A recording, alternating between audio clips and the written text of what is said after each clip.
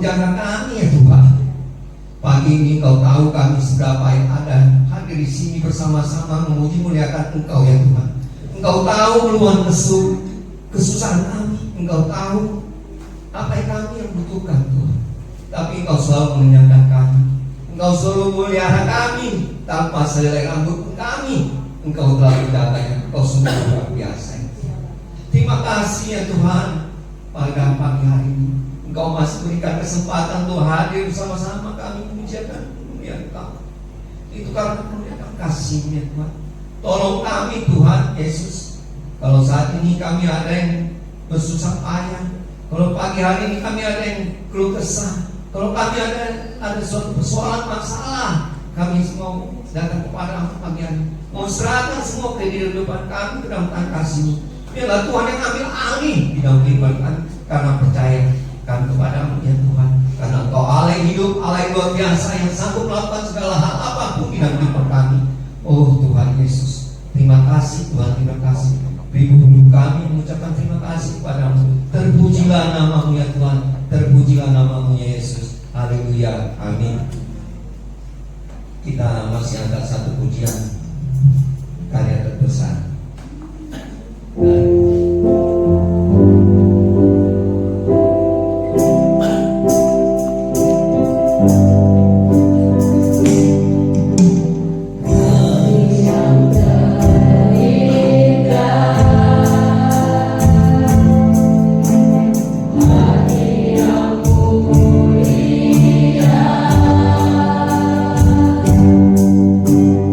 Hanya ku temukan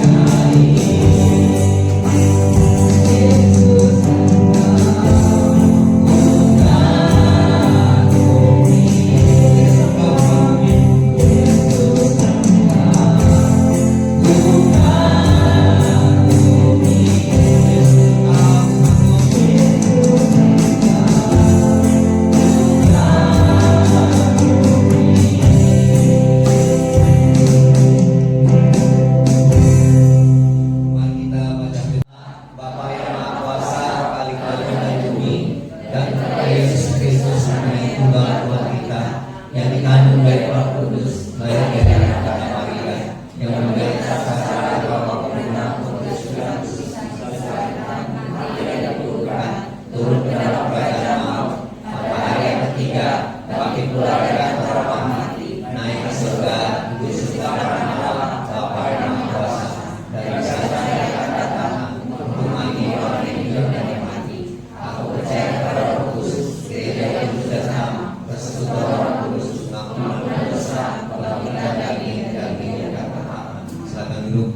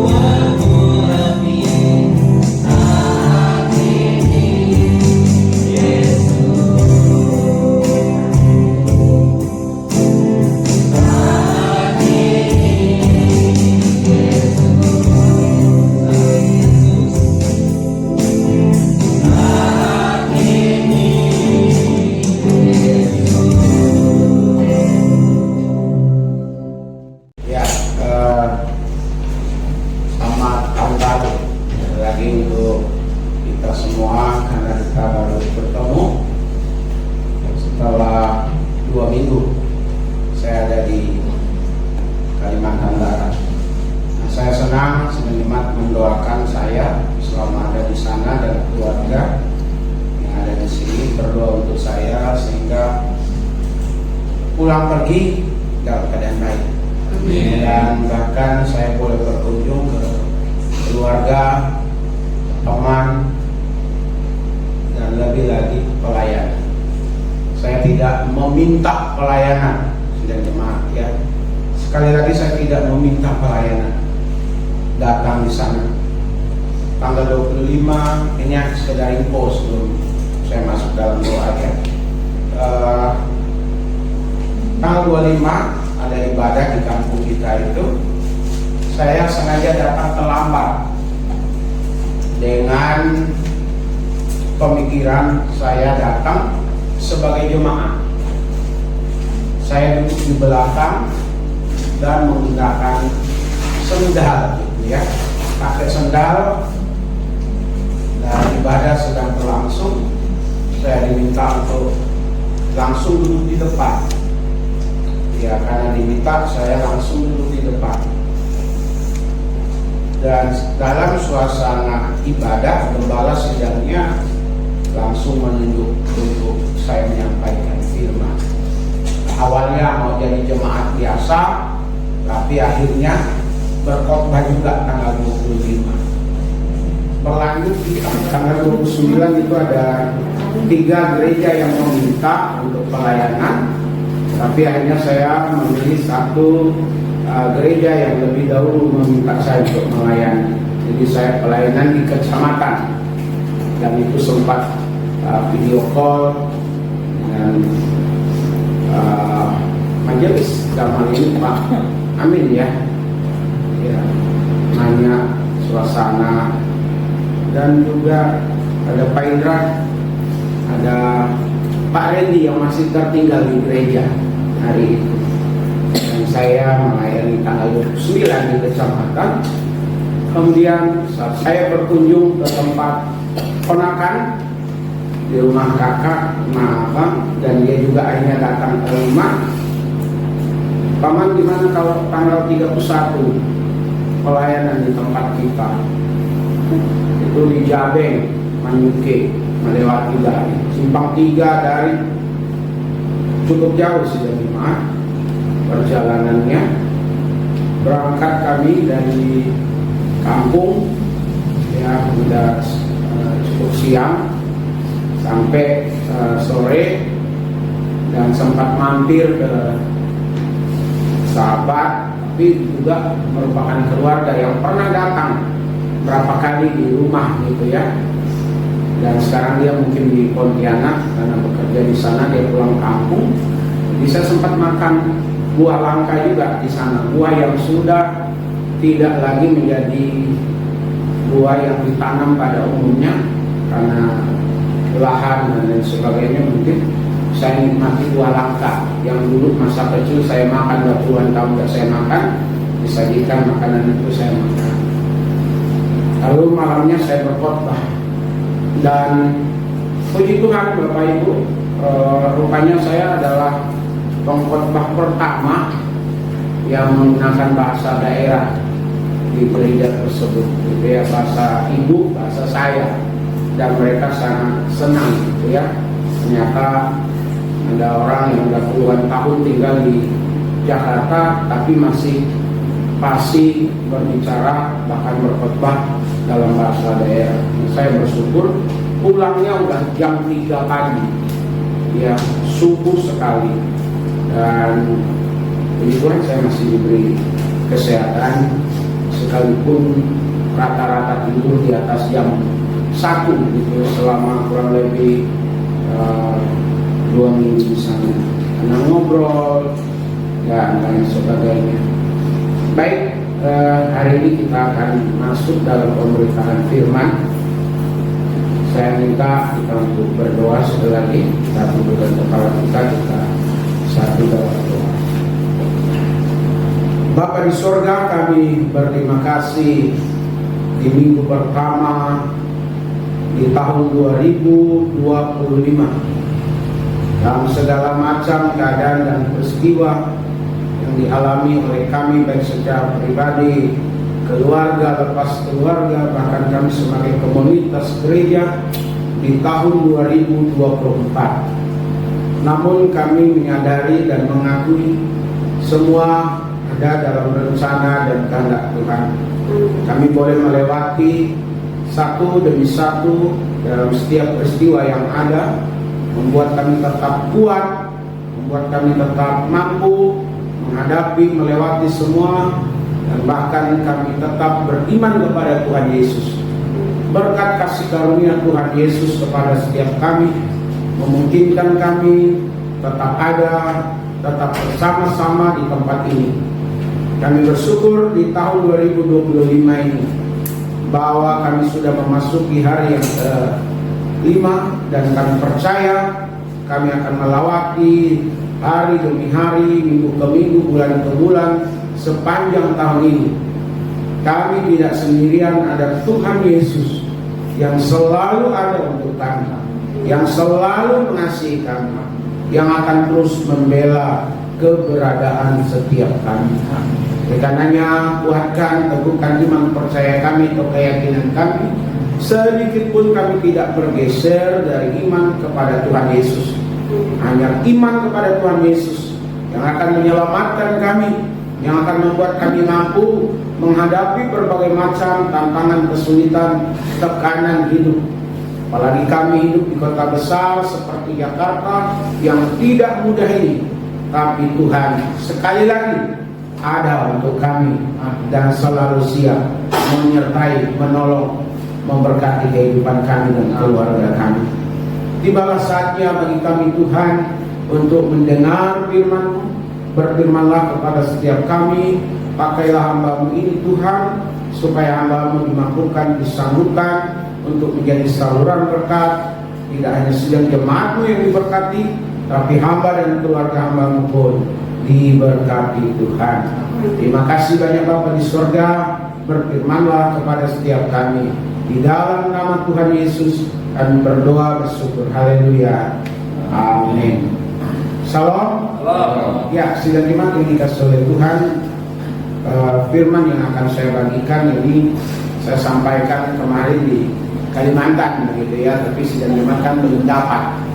Saya membagikan firman ini yang juga kemarin sudah dimuat di warta jemaat kita yang terbit di akhir bulan, di akhir tahun tanggal 29.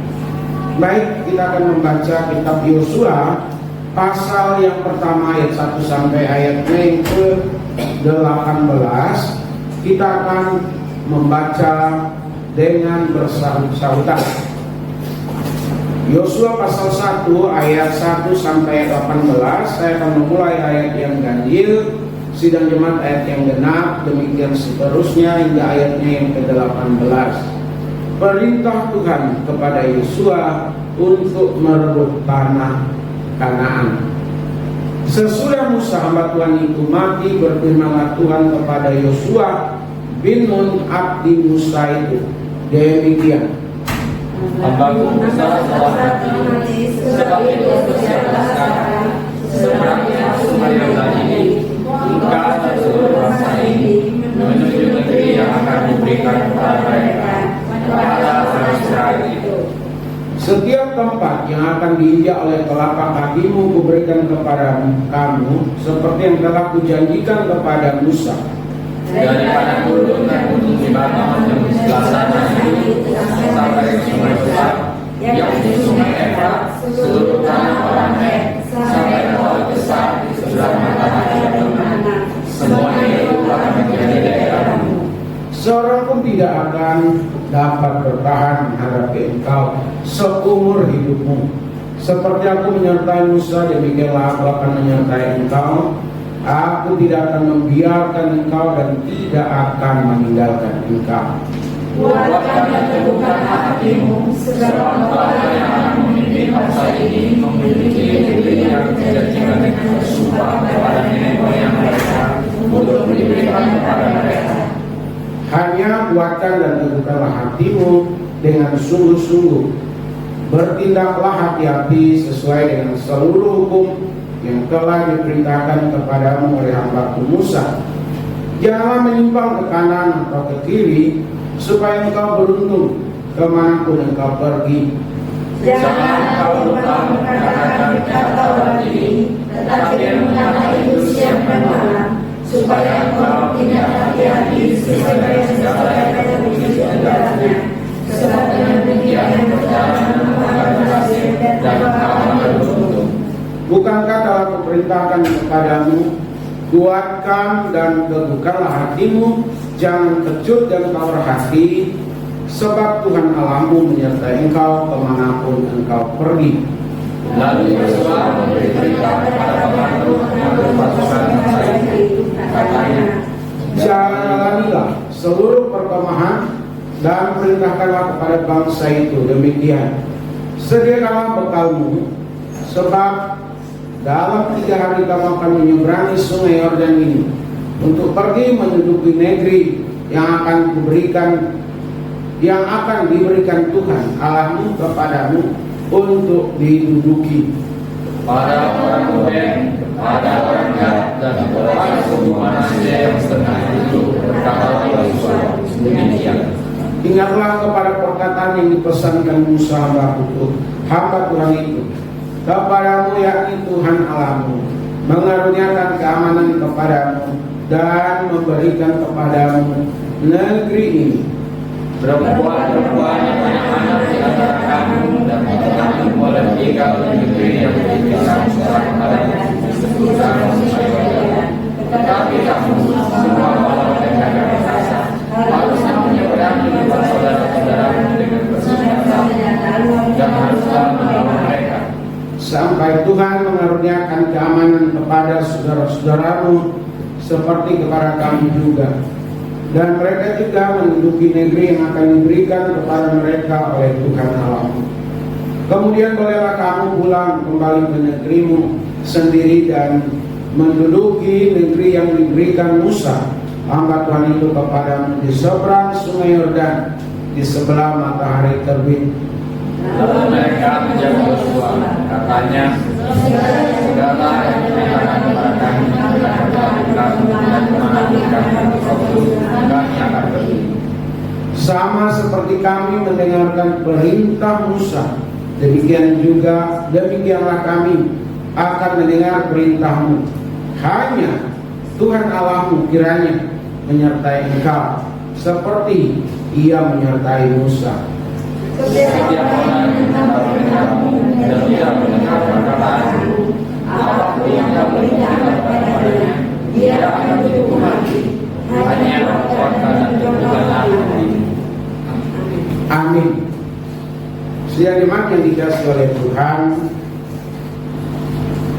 kita sudah membaca kisah bagaimana Yosua diberikan sebuah tanggung jawab yang awalnya tidak pernah terpikirkan olehnya. Awalnya tidak pernah ada dalam keinginan atau cita-citanya, karena dia hanya sebatas membantu, begitu ya, sebatas asisten, sebatas orang yang dipercaya untuk membantu Musa. Tanggung jawabnya tidak seberapa, namanya membantu, namanya menolong. Tetapi dalam kisah yang kita baca, di situasi yang memang tidak lagi dimungkinkan bagi Musa untuk membawa bangsa Israel menuju tanah Kanaan, karena Musa sudah dipanggil Tuhan, maka estafet atau peralihan kepemimpinan, mau tidak mau, suka tidak suka, ada di tangan Yosua. Bukan hal yang mudah, bukan hal yang gampang sidang jemaat bagi Yosua untuk membawa bangsa Israel ke tanah perjanjian. Mengingat yang pertama, dia harus berhadapan dengan alam. Ya, alamnya tidak mudah. Dia juga harus berhadapan dengan bangsanya sendiri yang dikenal sebagai bangsa yang tegar tengkuk, orang yang suka melawan, orang yang suka membantah, lain di depan, lain di belakang. Jadi bukan hal yang mudah bagi Yosua. Musa saja kelabakan, apalagi Yosua.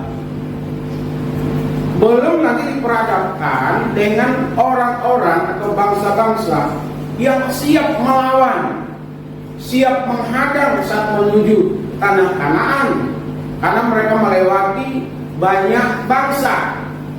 Belum lagi diperhadapkan dengan bangsa-bangsa yang memang tinggal di tanah yang dijanjikan.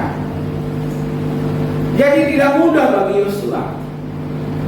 Ya, tapi kita melihat perjalanannya, Yosua menjadi orang yang beruntung dan berhasil di dalam hidup. Amin. Amin. Nyatanya lewat Yosua, bangsa yang tegar tengkuk itu tadi menjadi bangsa yang mau dipimpin. Dia harus menyeberangi sungai Yordan dengan lingkungan alam yang tidak mudah. Mereka bisa lewati. Yosua bisa membawa bangsanya melewati itu, menghadapi hadangan dan serangan dari bangsa-bangsa dalam perjalanan. Dan saat ada di tanah Kanaan atau tanah perjanjian, Yosua pun menjadi orang yang beruntung dan berhasil. Amin. Amin. Nah, kalau Yosua menjadi orang yang beruntung dan berhasil dalam hidupnya, kita pun mau atau kita ingin juga menjadi orang yang beruntung, orang yang berhasil di dalam hidup ini. Amin. Dalam menjalani tahun 2025, seperti apa gambarannya kita tidak tahu dengan pasti. Yang pasti tantangan, kesulitan, persoalan baik secara massal maupun mungkin secara pribadi atau keluarga udah pasti ada. Tantangan, kesulitan, hadangan atau badai kehidupan udah pasti ada ya. Tapi apapun itu, sebesar apapun tantangan, badai, kesulitan, apapun namanya yang Bapak Ibu boleh sebutkan, kita kalau bersama dengan Tuhan akan menjadi orang yang hidupnya beruntung dan berhasil. Amin. Sehingga di akhir tahun, di tahun depan, di akhir tahun ini, di awal atau menyambut awal tahun depan, tahun 2026, sidang jemaat kembali boleh bersaksi di sini. Saya tidak tahu karena belum saya tanya kepada istri, kepada majelis, siapa-siapa yang bersaksi, seperti apa kesaksiannya, bagaimana kesaksiannya, menarik atau tidak. Ya, saya belum tanya ke majelis dan belum tanya kepada istri saya. Dari katanya 30-an lebih yang hadir kemarin, betul ya? Ya dari jam 4 gitu, sampai jam berapa saya kurang tahu gitu ya. Sementara saya masih ada dalam kunjungan untuk pelayanan hari itu di tanggal 31. Bapak Ibu, di Kalimantan Barat saya melihat sepanjang perjalanan pulang itu mereka padahal sudah masuk ke fase atau waktu dini hari, mereka masih menyambut tahun baru dengan meriah begitu ya. Bahkan minta maaf, kebablasan gitu ya. Mereka nari-nari dengan membuka baju, ada yang mabok dan lain sebagainya. Saya kurang tahu pagi hari apakah mereka tergeletak di jalan atau di pinggiran rumah tetangga-tetangganya, saya kurang paham. Yang jelas sambut dulu tahun baru semeriah. Bapak Ibu, seperti apa dan bagaimana? Yang jelas Bapak Ibu dan saya, sidang jemaat semua mau hidup yang beruntung dan berhasil. Amin. Amin. Kalau Yosua beruntung dan berhasil, saya sekali lagi berharap dan berdoa kita semua juga menjadi orang yang beruntung dan berhasil. Nah, untuk menjadi orang yang beruntung, untuk menjadi orang yang berhasil dalam hidup, yang pertama itu ayat 5. Kita boleh lihat lagi sidang jemaat, dan ayat itu yang ke-9. Saya hanya baca ayat yang ke-5. Seorang pun tidak akan dapat bertahan menghadapi engkau seumur hidupmu. Seperti aku menyertai Musa, demikian aku akan menyertai engkau. Aku tidak akan membiarkan engkau dan tidak akan meninggalkan engkau. Perhatikan kata menyertai. Lalu ada kata juga di dalam penyertaan Tuhan itu tidak akan membiarkan. Yang berikutnya juga dikatakan tidak akan meninggalkan. Menyertai, tidak akan meninggalkan, dan tidak akan membiarkan.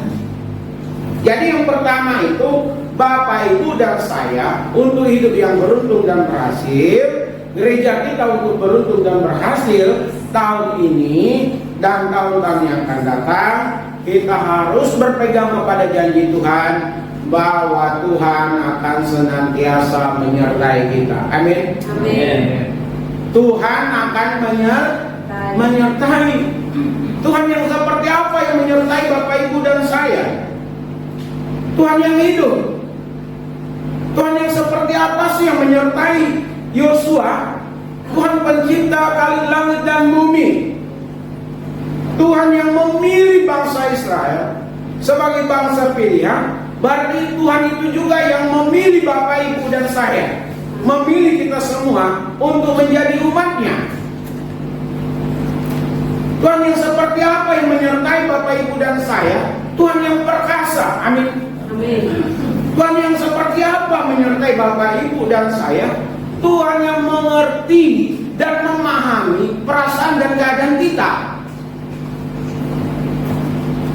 Tadi saya katakan di awal, badai pasti ada, tantangan pasti ada, kesulitan hidup pasti ada.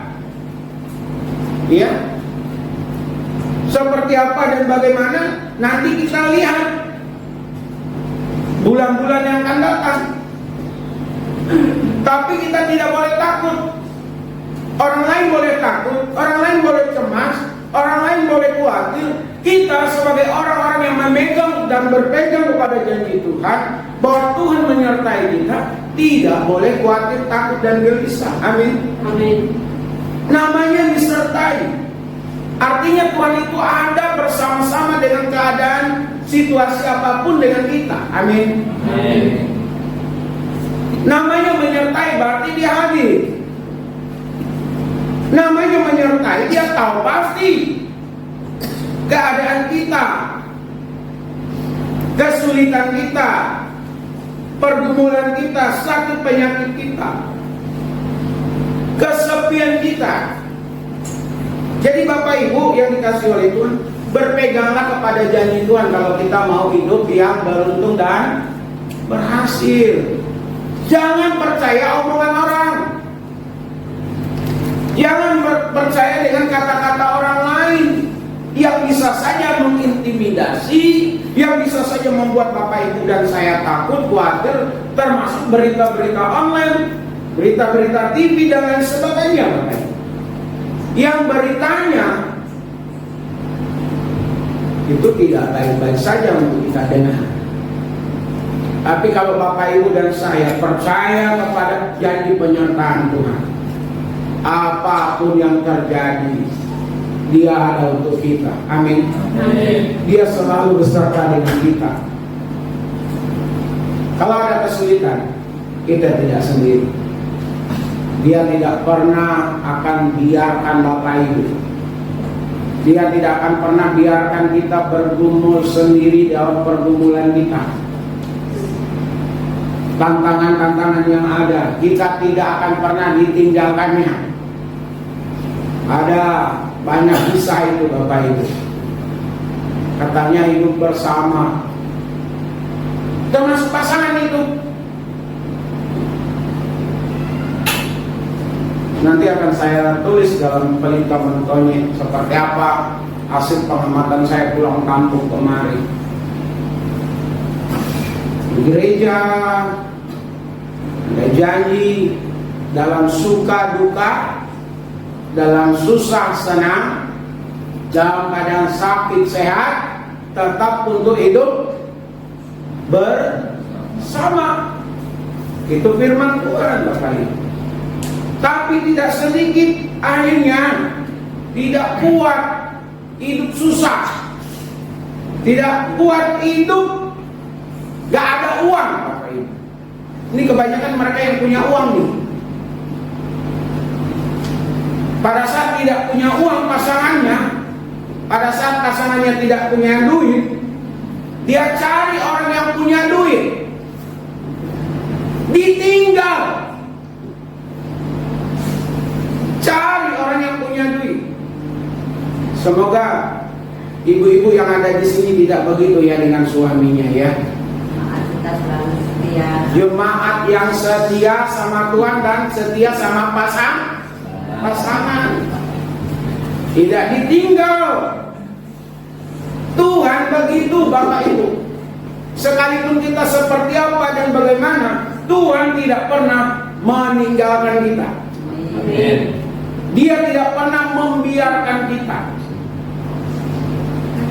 Saya pernah sampaikan di sini juga, Bapak Ibu.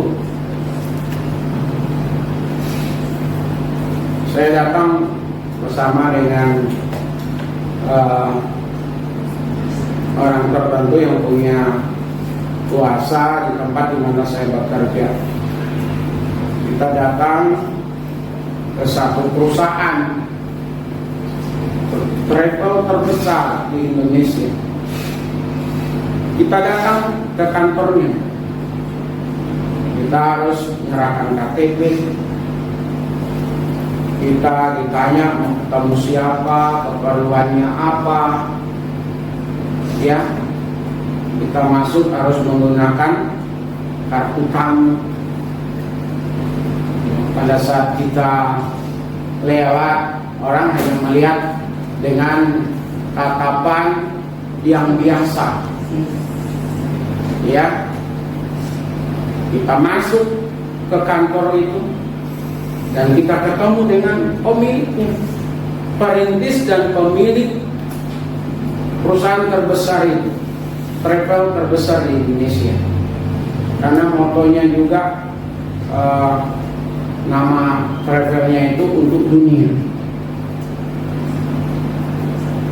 Kita sampai di kantornya, kita disambut, disalami, dipersilakan duduk, ditawari mau minum apa.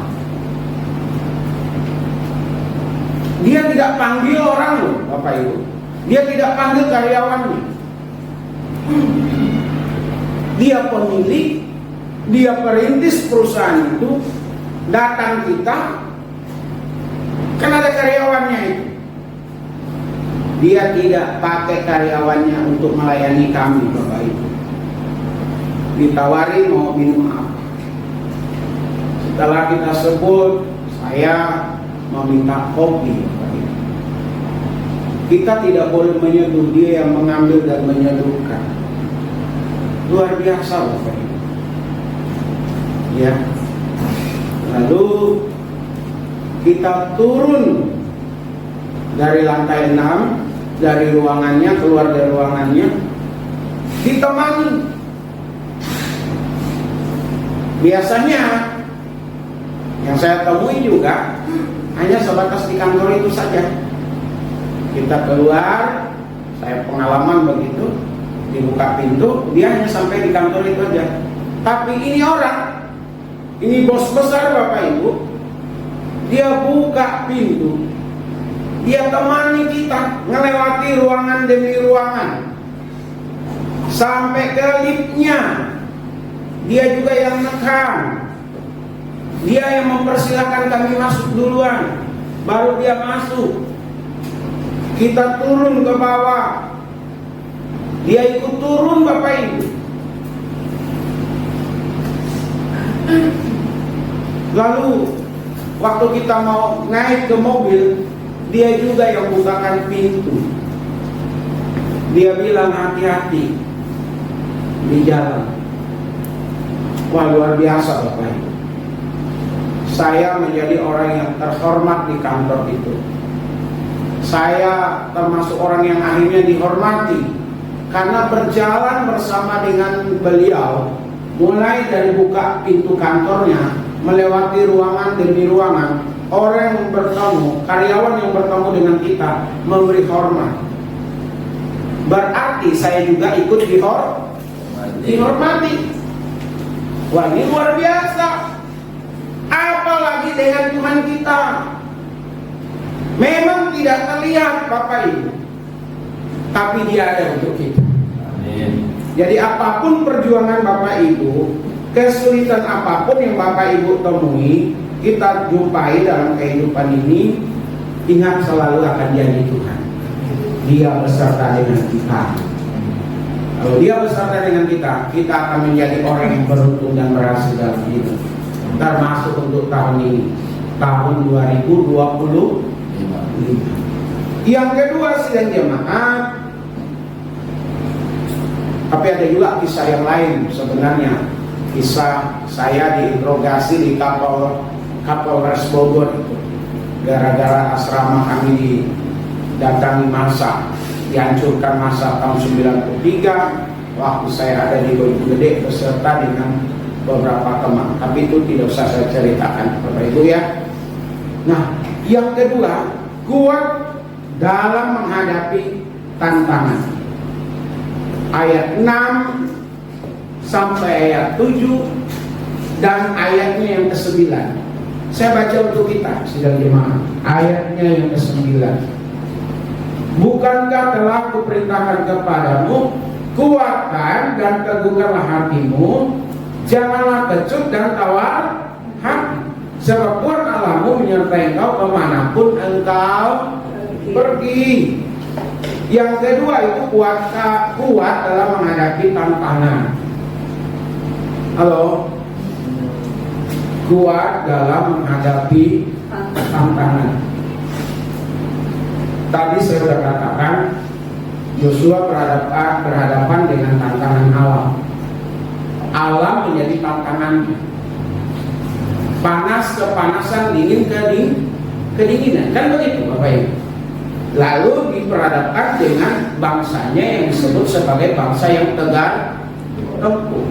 Yang kedua, dihadapkan dengan bangsa-bangsa yang siap menghadang, siap berperang dengan bangsa Israel yang dipimpin oleh Yosua ini. Gak kuat, gak mudah baginya Bapak Ibu. Ya, bangsa yang tegar tempur. Orang Bapak Ibu, satu kepala, 5 pikiran paling tidak.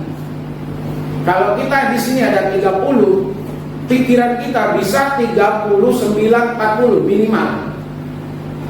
Tidak semua iya, tidak semua oke, tidak semua baik-baik saja Bapak Ibu. Tantangan itu, apa yang kita inginkan ada hadangannya. Apa yang kita cita-citakan ada hadangannya. Kadang-kadang dalam kesunyian kita, dalam pergumulan yang kita hadapi, kita rasa-rasanya mau mundur, mau menyerah, kalah. Kita banyak mendengar omongan orang daripada apa yang Tuhan janjikan dalam hidup. Belum lagi pikiran kita sendiri, dengan pertanyaan-pertanyaan yang ada, dengan kontradiktifnya dalam pikiran kita. Katanya ikut Tuhan, katanya percaya Tuhan, pasti ditolong disertai Tuhan. Katanya sebagai orang Kristen dikasih oleh Tuhan. Nyatanya banyak kesulitan kehidupan yang diperhadapkan penuh dengan air mata. Adakah Tuhan itu? Saat Bapak Ibu dan saya berdoa, doa kita tidak dijawab Tuhan dalam pemikiran kita. Untuk apa saya berdoa? Untuk apa saya melayani? Untuk apa saya ke gereja? Percuma, sia-sia. Orang yang tidak ikut doa, nggak ikut pelayanan, nggak rajin ke gereja, hidup mereka baik-baik saja. Sering terlintas seperti itu dan pikiran Bapak Ibu. Bisa jadi ya.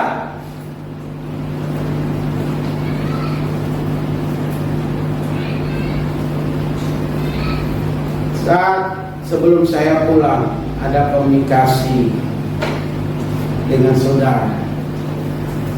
Nah, kalau pulang kampung mainlah ke sini. Mobil bisa langsung parkir depan rumah. Dibilangnya begitu. Saya bilang, saya nggak punya mobil, jangankan ke Kalimantan, di Jakarta aja nggak punya mobil. Abang kan udah lama di Jakarta, masa nggak punya mobil? Masih banyak lagi orang yang bertanya-tanya. Sementara di sisi yang lain saya melihat hamba Tuhan yang di Jakarta ini hidup dengan berkelimpahan. Ya, saya kenal Saya banyak kenal dan saya banyak tahu karena sering berinteraksi dengan hamba Tuhan. Hampir ciut juga Bapak Ibu. Salahnya saya di mana? Dosanya saya apa? Kok yang lain lebih mudah? Jangankan di kota, di kampung saja sekarang ini Bapak Ibu, harga rumah mereka itu di atas 100 jutaan nih. Ya. Udah besar-besar, fasilitas ada dan lain sebagainya. Itu bisa saja membuat saya ciut Bapak Ibu, membuat saya tawar hati. Bisa. Tapi saya nggak mau dikalahkan oleh pemikiran-pemikiran keadaan-keadaan seperti itu. Setiap orang punya cerita hidup masing-masing. Amin. Amin. Ada istilah, setiap orang ada masanya, dan setiap masa ada orangnya. Kalau saya masih bisa seperti ini, itu juga karena kasih kemurahan Tuhan. Amin. Amin. Saya harus menguatkan diri saya. Saya harus kuat Bapak Ibu. Saya harus mampu menghadapi berbagai macam tekanan yang ada dalam pelayanan, dalam kehidupan pekerjaan, dalam kehidupan rumah tangga. Bapak Ibu juga harus demikian. Amin. Albert Einstein, ya betul ya, pencipta atau Thomas Alva Edison. Ini saya mulai agak lupa ini. Yang menemukan lampu ini. Siapa namanya? Thomas Alva Edison. Bisa saja dia tawar hati Bapak Ibu, bisa saja dia kecewa, bisa saja dia mundur. Berapa percobaannya? 1000 kali. Bukan main-main itu. Buat lagi gagal. Buat lagi gagal. Buat lagi gagal. Terus buat, terus gagal. Kalau orang yang nyalinya tidak kuat, mentalnya tidak kuat, udah mundur Bapak Ibu, ngapain dibuat? Tapi dia terus buat, terus buat dan terus buat. Akhirnya jadi. Yang pakai bukan dia sendiri. Seluruh dunia sepanjang abad memakai lampu Bapak Ibu. Jakarta itu begitu indah di malam hari Bapak Ibu. Saya senang pulang selalu sore menjelang malam. Karena kalau nggak turun dari dari ketinggian mau ke bandara Soekarno-Hatta, itu kan pesawat tuh kayak berhenti itu kadang-kadang. Lama sekali, tenang dan pelan, jadi kita bisa melihat. Dan saya selalu memilih dekat jendela gitu. Bisa lihat di jendela itu, wah, indahnya pemandangan kota Jakarta ini dengan lampu-lampu yang ada. Itu berkat Thomas Alva Edison. Prabowo Bapak Ibu, presiden kita, berapa kali nyalon presiden? Kalau nggak salah, yang keempat kalinya ya.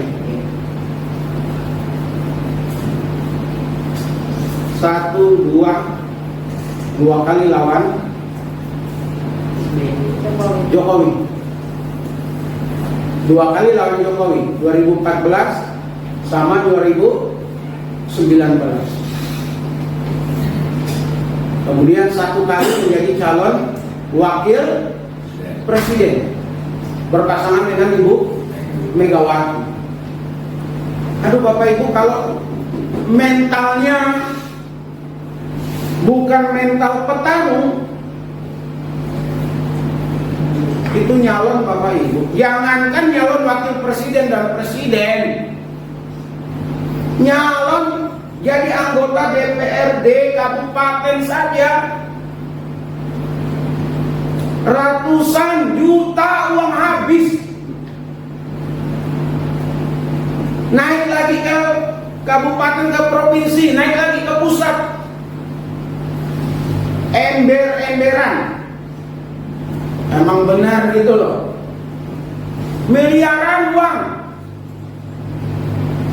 nyarinya bertahun-tahun, buangnya hanya dalam waktu 2-3 bulan. Kan sosialisasi, mereka harus daftar ke partai pendukungnya, cari nomor urut 1, nomor urut 2. Jangan dipikir tuh cari nomor urut itu tenang. Mereka itu, mereka harus pandai melobi ketua partai, sekretaris partai, bendahara partai, ya, untuk dapat nomor urut. Udah dapat nomor urut, bertarung sesama partai, bertarung dengan partai lain untuk mencari suara. Gak mudah Bapak Ibu, apalagi jadi calon presiden. Hebat itu Prabowo Bapak Ibu. Yang keempat kali dia coba lagi, menang. Sekarang menjadi Presiden Republik Indonesia. Ya. Semoga kita punya mental seperti Pak Prabowo. Ya, semoga kita punya mental seperti Yosua yang tidak ciut dan tawar hati dalam menghadapi berbagai macam tantangan situasi yang ada. Saya berkali-kali katakan di sini, tantangan saya juga tidak mudah. Persoalan yang diperhadapkan kepada saya juga tidak mudah. Yang baik sebagai kepala rumah tangga, sebagai seorang guru, sebagai seorang gembala sidang, gak mudah. Ya. Jadi ayo kita menguatkan diri kita. Bukan orang lain yang menguatkan kita, diri kita sendiri. Ini lebih dari 4 sampai 3 kali Bapak Ibu. Berarti Yosua ini bukan orang yang gampang, bukan orang yang gampang untuk bertahan, bukan orang yang petarung. Ya, sampai 3 kali itu dikatakan. Berarti apa? Ini serius. Kuatkan teguhkan hatimu, kuatkan teguhkan hatimu, kuatkan teguhkan hatimu. Artinya apa? Serius. Ya. Ternyata maju mundurnya kita juga ditentukan oleh kita sendiri. Amin. Apa yang kita buat sekarang menentukan masa depan kita. Kalau sekarang kita melemah, kalau sekarang kita mundur, kalau sekarang kita tidak menguatkan diri kita, hancur Bapak Ibu. Mau menjadi orang yang tidak beruntung dan berhasil? Tentu tidak mau Bapak Ibu. Mari kita selain saling menguatkan, kita sendiri yang harus menguatkan diri sendiri. Yang kedua,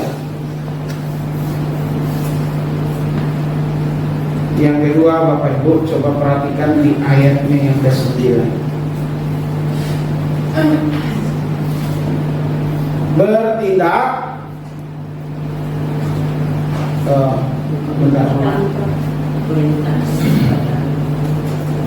bukankah telah kuperintahkan kepadamu, kuatkan dan teguhkan hatimu, janganlah kecut dan tawar hati, sebab Allahmu menyertai engkau kemanapun kamu pergi. Nah, ini ayatnya salah ini saya. Sebentar. Bertindaklah hati-hati. Coba cari Bapak Ibu. Saya tak salah tuh di sini ayat yang ke-8 ya. Ya. Janganlah engkau lupa memperkatakan kitab Taurat ini, tetapi renungkanlah itu siang dan malam, supaya engkau bertindak hati-hati sesuai dengan segala yang tertulis di dalamnya, sebab demikian perjalananmu akan berhasil dan engkau akan beruntung. Bertindak hati-hati dalam menyikapi keadaan Bapak Ibu. Kita tidak boleh sembrono atau sembarangan. Yosua diminta sebelum dia berkata-kata, sebelum dia bertindak atau memutuskan sesuatu, dia harus menjaga tindakannya. Dia harus berhati-hati. Saya berapa kali saya katakan di atas mimbar ini, senang sekali nonton tinju Bapak Ibu. Olahraga tinju. Ada orang yang fanatik. Masa pendeta nonton tinju, dunia kekerasan. Ini itu olahraga Bapak Ibu. Saya memaknainya secara lain, secara berbeda. Jadi saya suka nonton. Termasuk petarung itu yang pakai dalam lingkaran itu, apa itu namanya, pertarungannya, yang menggunakan tarung bebas itu, UFC ya. Di situ ada gulat, di situ ada karate, di situ ada tinju, ada jitsu, ada taekwondo. Semua olahraga yang keras ada di situ.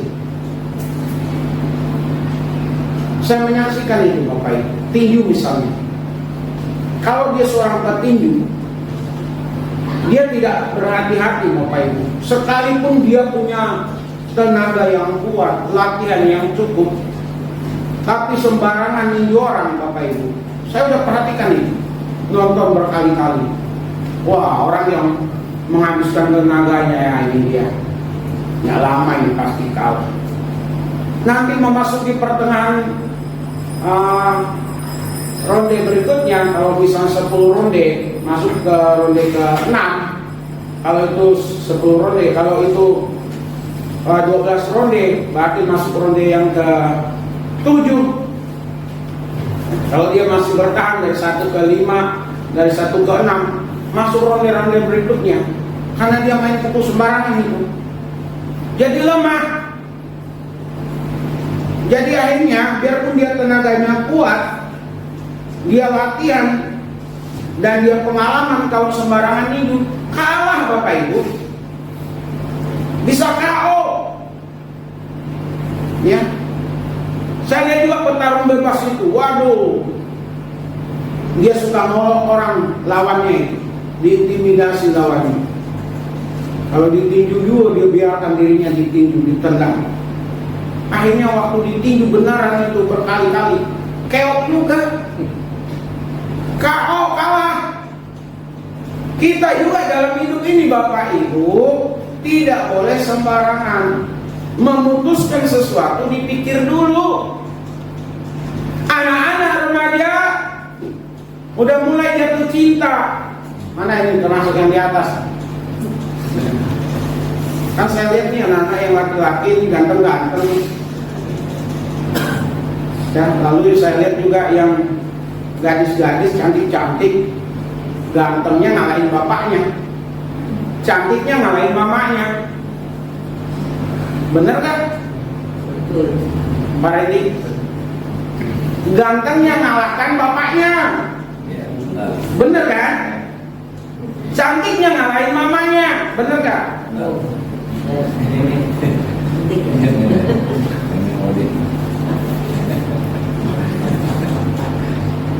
Saya ulang ya, gantengnya ngalahin bapaknya. Gak apa-apa kita ngalahin Pak Yohanes ya. Ya, Bu Pipi, cantiknya ngalahin mamanya. Ngaku aja kita kurang ganteng nggak Pak Yohanes ya. Ibu-ibu ngaku kurang cantik. Tapi dengan anak-anak remaja pemuda, dengan baik-baik termasuk di atas, bertindak hati-hati. Sekalipun jatuh cinta, jangan diobral. Ya, jatuh cinta pacaran lewat batas, gak mikirin sekolah, mikirnya kawin, nikah. Dipikir nikah itu enak. Nah, dengan ini namanya pemuda. Jangan kamu pikir nikah itu enak, apalagi di Jakarta. Nikahnya sih gampang. Ngidupi sama orang itu gak gampang. Nyekolahkan anak nanti, jangan sampai uang susu minta juga sama orang tua lagi. Saya si Ogai, anak saya pacaran lalu minta nikah. Udah itu apa? Udah berkeluarga dia susunya pun minta, susu anaknya minta sama kita. Pak bagi dong uangnya. Ngapain?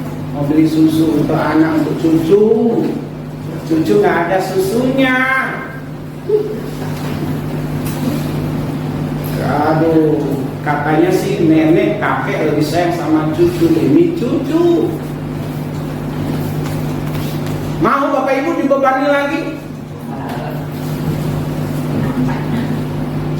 Ini bagus nih, Pak Yohanes sama Bu Pipi.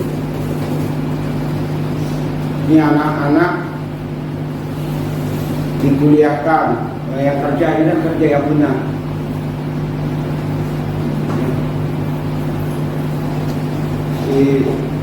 Siapa itu udah beli rumah juga sih? Alpin kan? Alpin yang kuliah ya kemarinnya? Ini Alpin. Ya, Alpin udah lulus. Alpin kan udah lulus. Ya, nenek. Tinggal nenek. Alpin udah lulus kerja. Mikirin rumah dulu ya. Udah punya rumah. Remaja-remaja di tempat ini, pemuda, kalau boleh ikuti jejaknya Alpin itu. Nggak mikir pacaran dulu, mikirin kuliah. Udah kuliah mikirin kerja. Udah kerja mikirin rumah. Rumah udah punya. Sekarang mungkin ya. Mikirin salon nih. Siapa kira-kira yang mau jadi istrinya?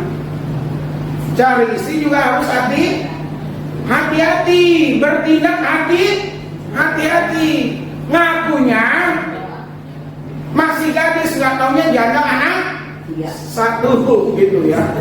Ini kan Jakarta, Jabodetabek kalau umumnya begitu. Harus berhati-hati. Ya kalau dia baik Bapak Ibu. Kalau nggak baik, apa yang kita buat hancur seketika. Kita nggak mau seperti itu, amin. Harus hati-hati.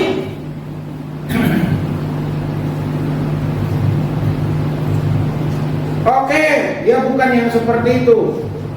Perempuan modal cinta doang, Bapak Ibu. Karena Alvin nggak punya rumah ya Pak Yohanes ya. Nggak punya rumah, punya penghasilan. Dua ini main prank-nya enak nikah sama dia. Setelah nikah sama dia, kebanyakan nonton sinetron di salah satu TV swasta. Suami bekerja karena tadi gak hati-hati, modal cinta doang. Suami bekerja, istri selingkuh. Sekarang banyak terjadi seperti itu Bapak Ibu. Amin. Maka harus hati-hati. Halo semua anak muda, termasuk yang di atas, Tio. Ya, Tio ini SMP aja gak ditaksir gurus ini. Siapa pacarnya ini? Karena dulu dia rajin main ke rumah, belakangan ini nggak pernah ke rumah lagi. Dio, gitu. Saya kan dengar, saya ada di dalam rumah. Siapa tuh Dio? Itu Hasan. Apalagi nanti kalau udah bujang. Ya. Jadi harus hati-hati. Cari menantu juga hati-hati. Jangan lihat datang ke rumah bawa motor, bawa mobil, ngajak jalan-jalan, nggak taunya semuanya itu punya omnya, nggak taunya itu punya tantenya, nggak taunya itu pinjaman. Tiap kali datang berkunjung, motornya lain-lain, mobilnya lain-lain, nggak taunya nyewa, hanya untuk mengelabui. Seperti orang yang punya duit. Jangan duluan cepat-cepat, udah Itu yang Bapak doakan, itu yang Mama doakan itu. Ganteng tajir. Ganteng tajir. Gak taunya setelah nikah laki-laki sialan gitu. Nah, menantu jadi hantu. Gak taunya semuanya bukan dia punya. Hati. Jadi Bapak Ibu dan saya untuk beruntung dan berhasil harus berhati-hati. Nah, yang terakhir saya percepat, menjadikan firman Tuhan pedoman hidup. Mari Bapak Ibu, kalau Bapak Ibu baca 2 Timotius 3 ayat 16, fungsi firman Tuhan. Lalu di kitab Mazmur 119, saya hanya mengingatkan saja 2 Korintus 3 ayat 16 dan di kitab Mazmur 119 ayat 1 sampai sekian. Bagaimana peranan firman Tuhan dalam hidup kita. Jangan jadikan ini hal yang biasa Bapak Ibu. Halo, saya hanya mengulangi di awal tahun. Jangan jadikan Alkitab atau firman Tuhan ini hal yang biasa, tapi jadikan ini sebagai hal yang luar biasa, supaya Bapak Ibu dan saya punya hikmat, punya kebijaksanaan. Amin. Kita menjadi orang yang bertindak hati-hati. Baca, pahami dengan baik, dengar uraiannya, pahami dengan baik, dan lakukan dalam hidup. Banyak orang tahu firman tapi tidak melakukan, akhirnya jadi batu sandungan. Kenapa banyak orang Kristen yang beberapa tahun yang lalu begitu banyak kasus yang sangat memprihatinkan, kasus nasional? Kenapa Bapak Ibu? Karena tidak menjadikan firman Tuhan sebagai landasan dalam hidup ini.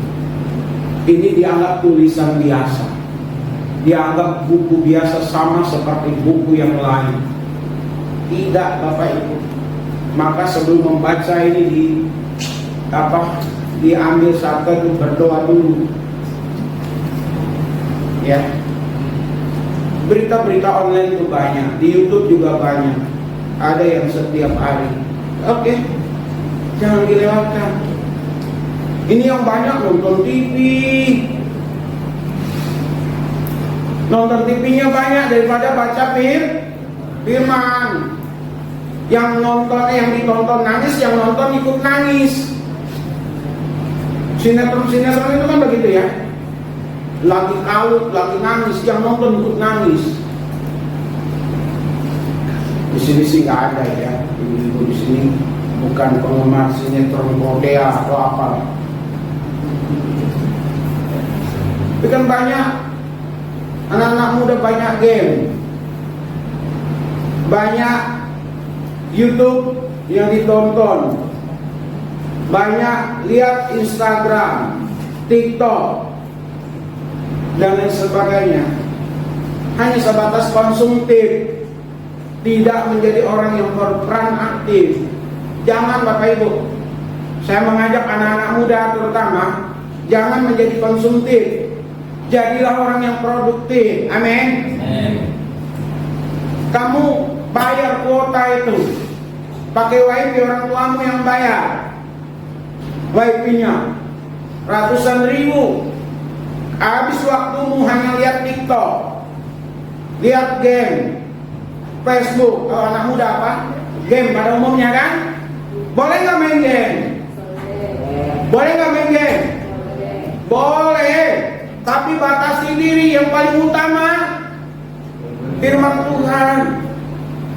Mulai hari ini awal tahun saya mengajak kepada kita semua untuk beruntung dan berhasil dalam hidup. Jadi dalam firman Tuhan ini pedoman dalam hidup kita. Amin. Amin. Yang malas baca bertobat. Halo. Yang malas baca firman Tuhan bertobat. Jangan biarkan diri kita diperbudak oleh teknologi. Jangan sampai teknologi IT menguasai kita, tapi kita lah yang harus menguasai IT, karena firman Tuhan ada dalam hidup kita. Saya berharap gereja kita, jemaat Tuhan di sini, menjadikan firman Tuhan ini, Alkitab ini landasan dalam kehidupan. Amin. Mau beruntung dan berhasil? Amin.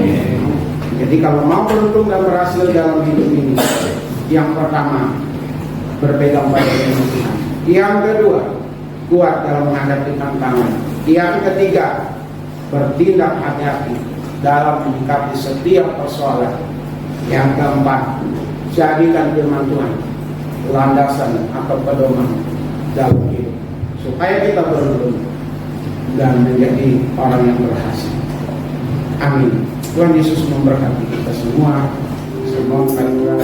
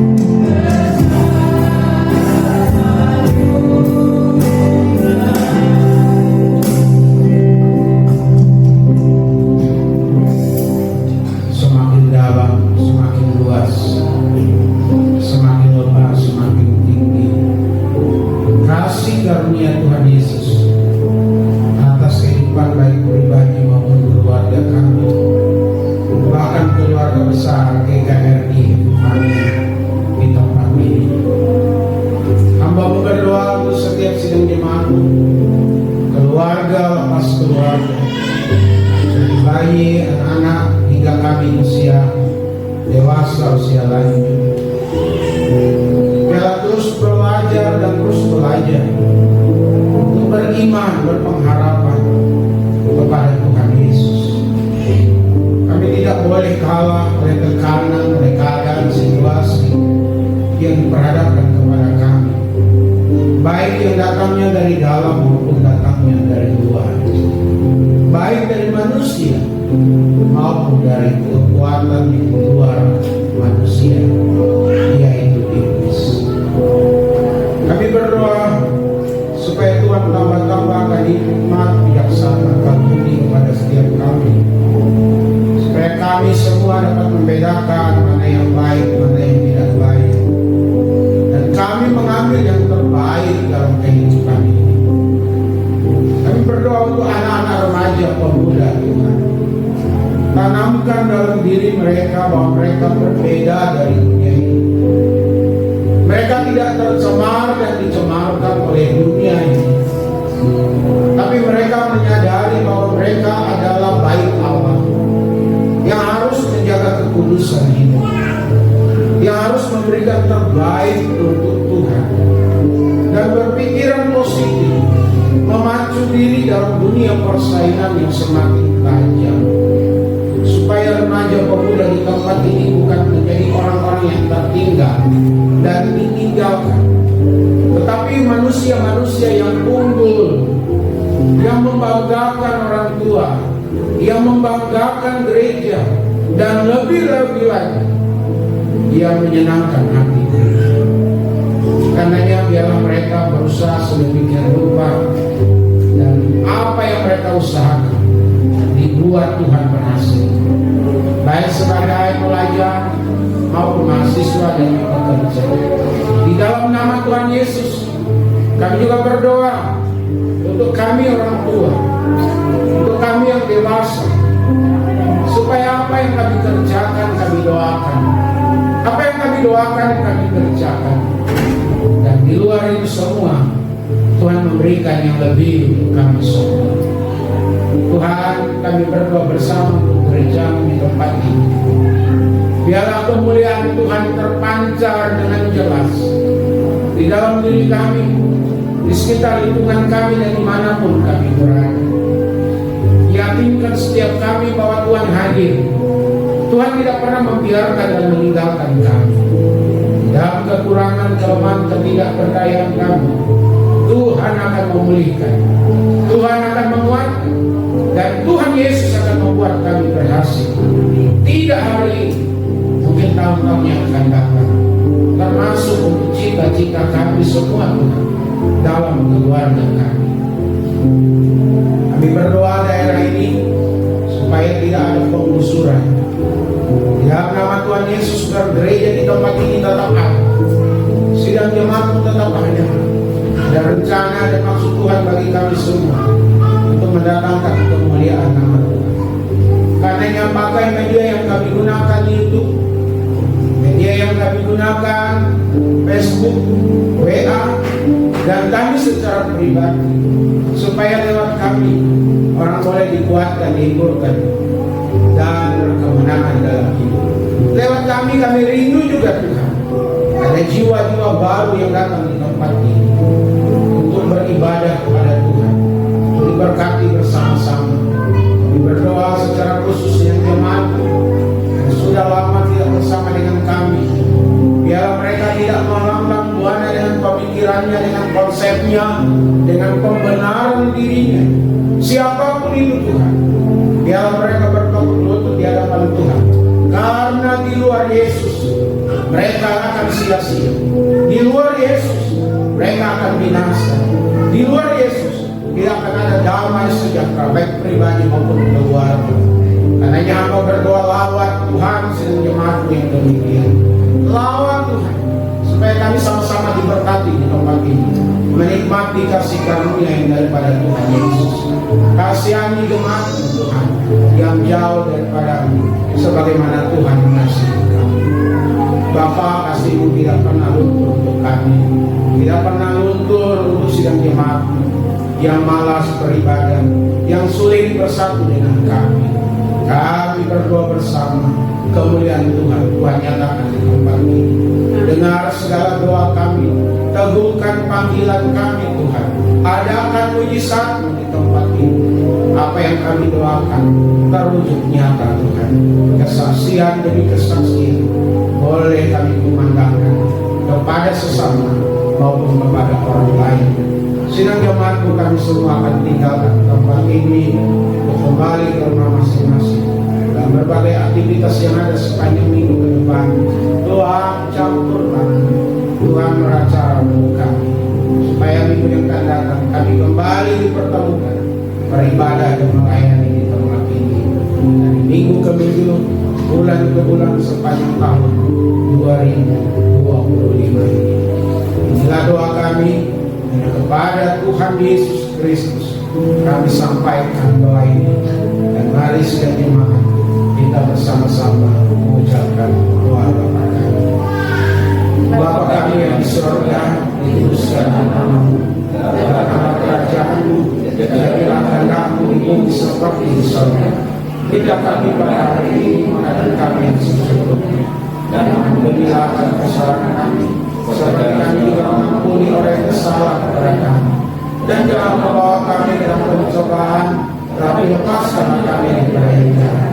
Sebab yang punya kerajaan dan kuasa dan kemuliaan sampai selama-lamanya. Siang jemaat milik Tuhan, kekasih-kekasih dari Tuhan Yesus yang sungguh-sungguh dikasihi, yang sungguh-sungguh diberkati, arahkanlah hati dan pikiran kita dan terimalah berkat-Nya. Adapun kasih karunia dari Bapa kita di sorga, damai sukacita di dalam Tuhan Yesus, pimpinan penyertaan kekuatan penghiburan pengajaran dari Roh Kudus menyertai setiap kita hari ini, besok, bahkan sampai selama-lamanya. Amin. Kami keluarga besar GKRI Epifania tetap beriman, berpengharapan kepada Tuhan Yesus sepanjang tahun 2025.